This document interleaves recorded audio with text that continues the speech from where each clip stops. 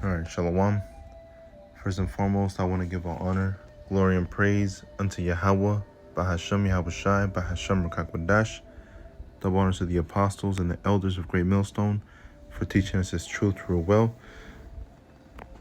I wanted to go into this video or this still shot, okay, which just says Facebook apologizes after its AI put primates label on video about black men. Okay, so down here it says keep seeing videos about primates, and that's just one thing. Okay, going into who Esau Edom is and how sneaky he is, okay, and how he's gonna use words to describe us, and there's just certain things that we have to stay aware of, about the devil, the things that he does. All right, for instance, one here in Austin, all right, in this Austin area,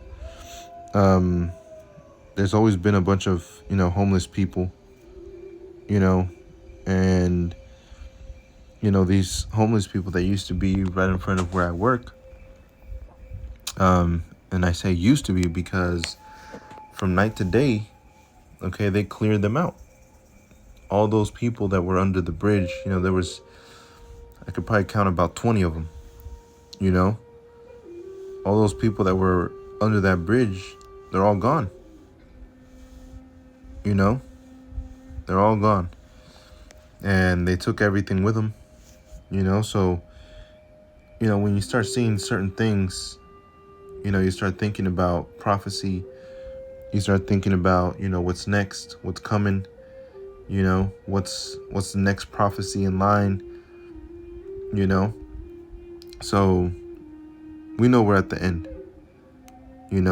but Esau Edom is always going to try and hide everything, the way he feels for you so-called Negroes, Latinos, Native Americans, okay, the way he feels for you Israelites, the way he feels for his own people,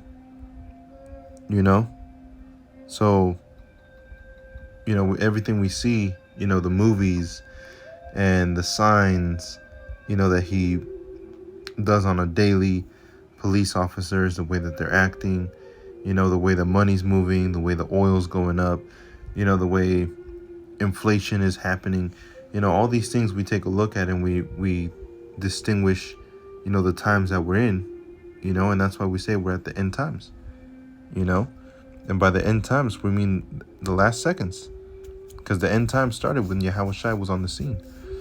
Okay, so that word primates means an ape, a baboon, chimpanzee, a gorilla, a monkey.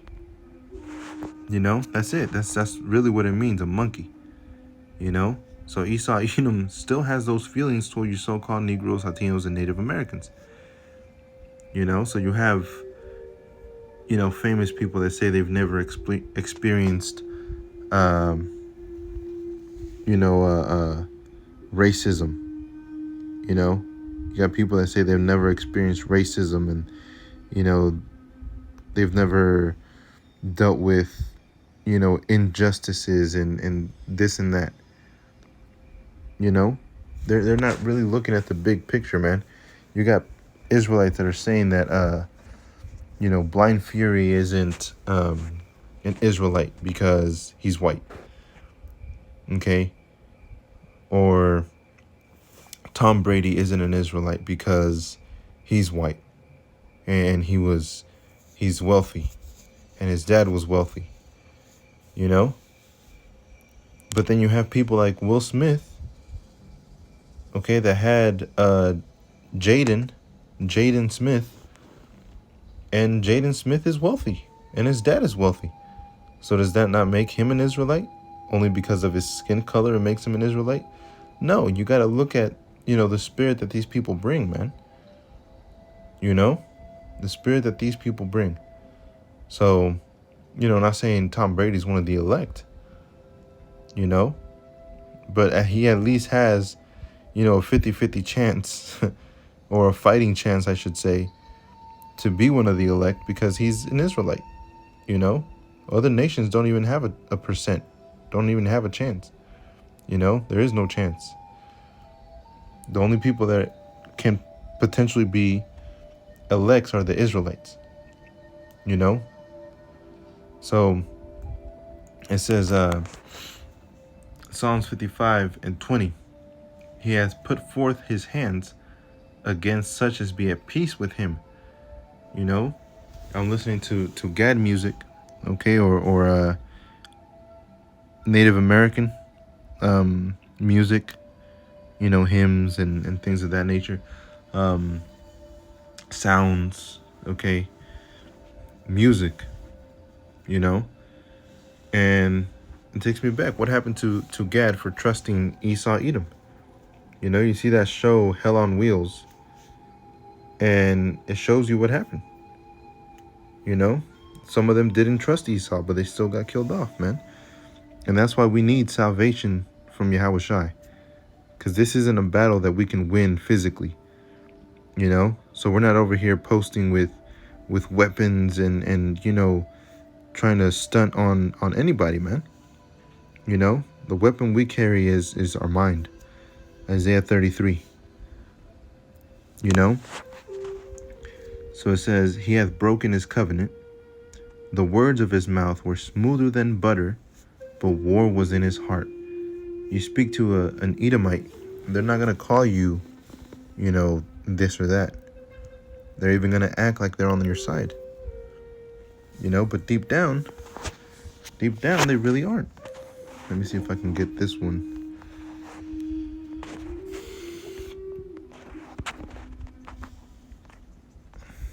Job 20 and verse 11. His bones are full of sin of his youth, which shall lie down with him in the dust. Though wickedness be sweet in his mouth, though he hide it under his tongue, though he spare it, and forsake it not, but keep it still within his mouth, yet his meat in his bowels is turned. It is the gall of asps within him. Okay? Whenever you come to conflict with an Edomite, what are the words that start coming out of their mouths? What are the words that start coming out of their mouths, man? I had this one dream. It was a crazy dream, and I was walking, and I went in the midst of these two Edomites, and they took a look at me and they said some slur, and I turned around and I cursed them, or I said something, before I cursed them, and they looked at me and they said that N-word, that hard N-word, and I turned back and I look at them and I started calling them Edomites, and it says, go back to Petra and you're gonna get killed off and this and that, and in that dream, they called me an N-word. Why? Because they look at you the same way, whether you're a so-called Negro, Latino, or Native American. That's why they were trying to bunch you together whenever this Maxine thing started rolling out. Though he spare it and forsake it not, okay, which means he's not going to say it. He has no reason to say it now, okay, but he doesn't forsake it. He keeps it in his mouth, so he keeps that vocabulary, all right, those words, that feeling, he keeps it within himself. It says, yet his meat is in his bowels is turned. It is the gall of asps within him. All right, he wants to say it, but he has no reason to say it. You see, it says he shall suck the poison of asps.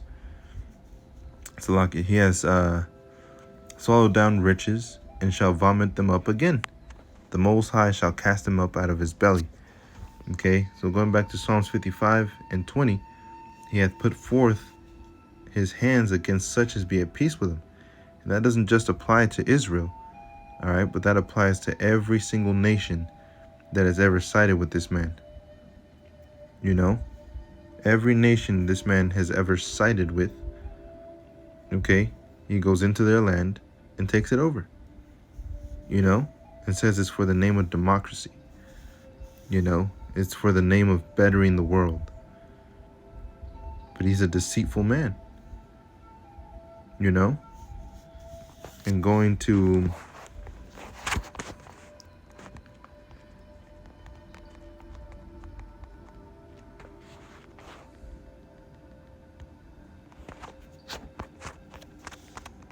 go down here.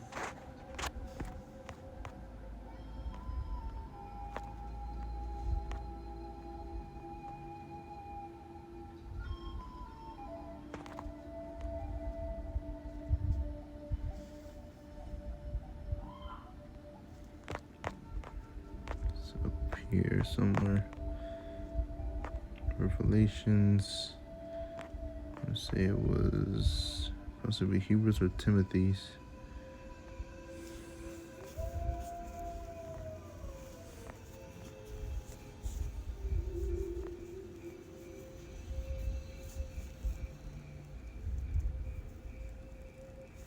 Let's see.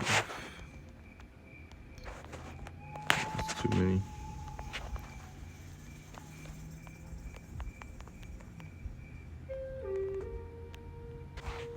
First Corinthians, 2 Corinthians 11:3.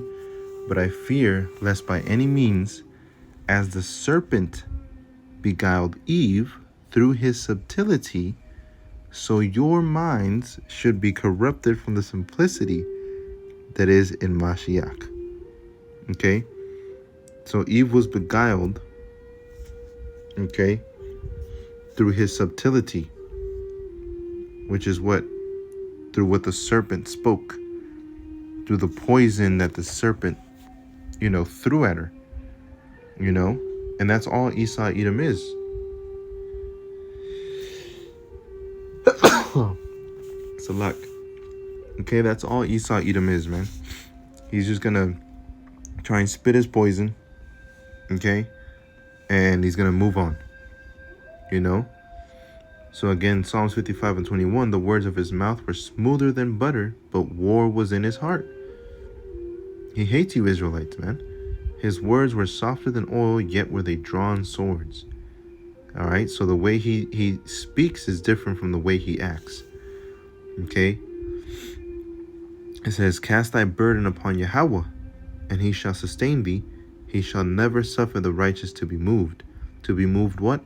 To be moved out of his hand. Okay, some of the righteous must be put to death, beheaded. Some of the righteous were beheaded,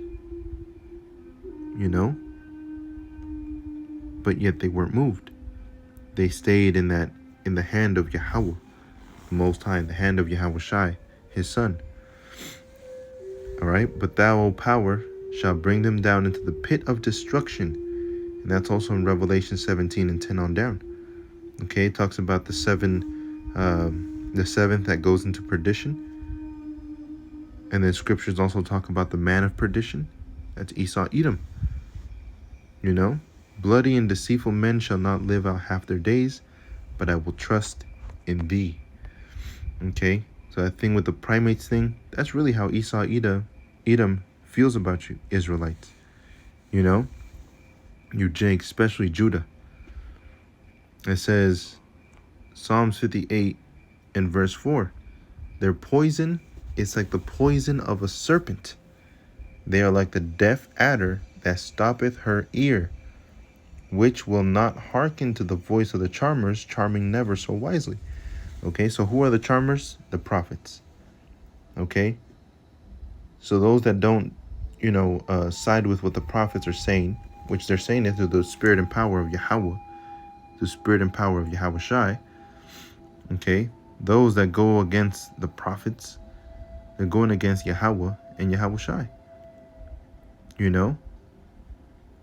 That's you given into the poison. It says, break their teeth, O Yahweh, in their mouth. Break out the great teeth of the young lions, O Yahweh. You see? It says, let them melt away as waters which run continually.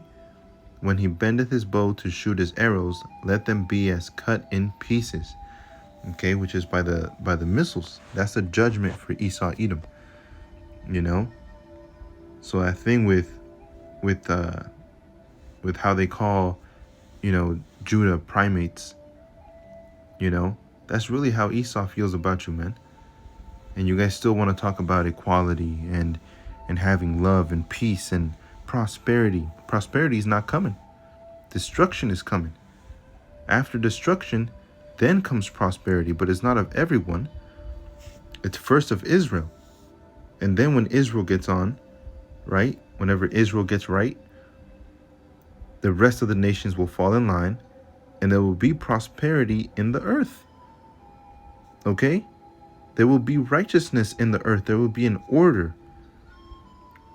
And all nations will benefit from it. Not just Israel. Okay? All nations will benefit from it. But the main ones are Israel.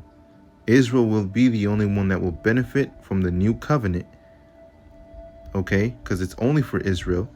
But out of that covenant comes beneficial factors for all nations. You know? The only nation that will not receive mercy is the nation of Esau Edom. He will see destruction, he will see slavery, and then he will see destruction again. You see? And that's a harsh punishment being played out.